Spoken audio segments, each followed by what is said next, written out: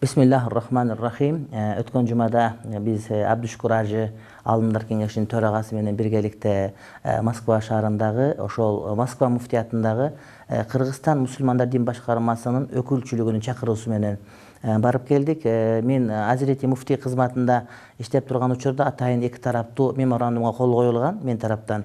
Ошонун бир жемиши катарында болду. Барганда өзүбүздүн мигранттар менен сүйлөшүү, алардын ортосундагы ал абалды түшүндүрүү, Сирия маселеси, ошондой эле кыргызстандык жарандар бирин бири өлтүрүп атканы бар, зордоп атканы бар, тоноп атканы бар, жанагы лөлөдөн баатыр чыкса элин чабат болуп аткандар бар, өзүбүздүн кыздарды кордоп аткандар бар. Анан айтор ошолорго бир туура багыт берүү ниетинде бардык да. Анан биз күткөндөн да көп болду. Анткени ушул Борбордук мечитке болжол менен 5000 адам келсе керек деген үмүт менен чакырылган адамдар ошол 3-4 күн ичинде гана кабар жеткенине карабастан 25 миңге чейин биздин жердештерибиз келди. Анткени Борбордук мечит 10 миң адамды намаз окуганга сыйдырса, ал эми ал жерде намаз окуганга мүмкүнчүлүк болбостон бардыгы тике туруп укканга чейин барышты, олтуруп. Ошондо ичинде гана бир 15 миңдей адам, сыртында да 10 миңдей адам батпай калды деп айтсак туура болот.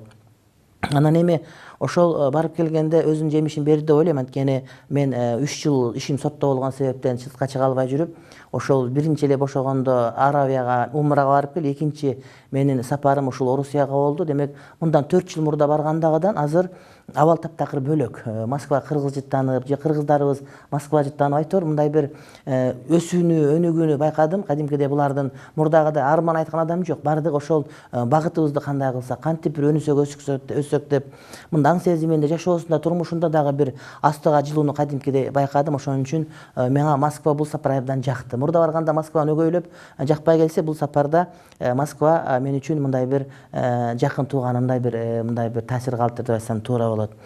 Анан эми ошол учурда атайын бир сөздөр чыгып кетти. Ошол билет сатылып аттыр башка деген. Ал ошол 20 февралда болуп аткан иш-чара кийин январга жылып, январда болуп аткан февралга жылып калды.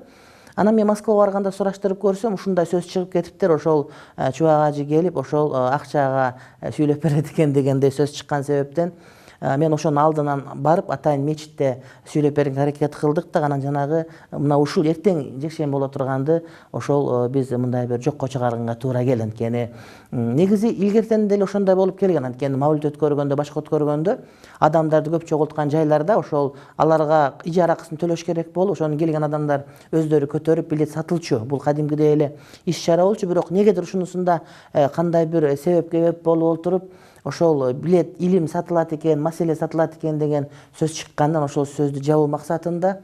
Анан экинчи бир маселе, мен өзүм жанагы учакта учуп жүрүүгө ден соолугум жакшы жол бербей, бир аз кыйналып калдым. Ошол себептен кайра ошол учуп барганды туура эмес көрүп, анан муногу токтотулду. Экинчи жанагы ошол Крок Сити деген зал, 6000 адамдык залга мындай бир ушундай бир сүйлөп берүүгө чакырылган элем.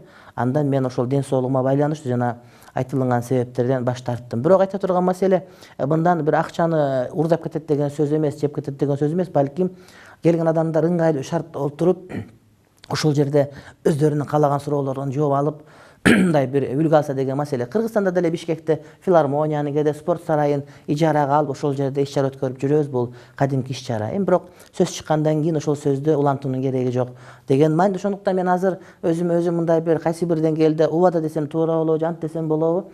Мен деги эле ошол мындан ары ошол сүйлөй турган сөздөрүмдү колдон келишинче мечиттерден гана сүйлөйүн. Эгерде адамдар билет алып кире турган болсо, анда ошол жерге мындай конок болсо болуп барайын, бирок ошол жерден өзүмө сүйлөгөндү мындай бир туура эмес көрүп турам.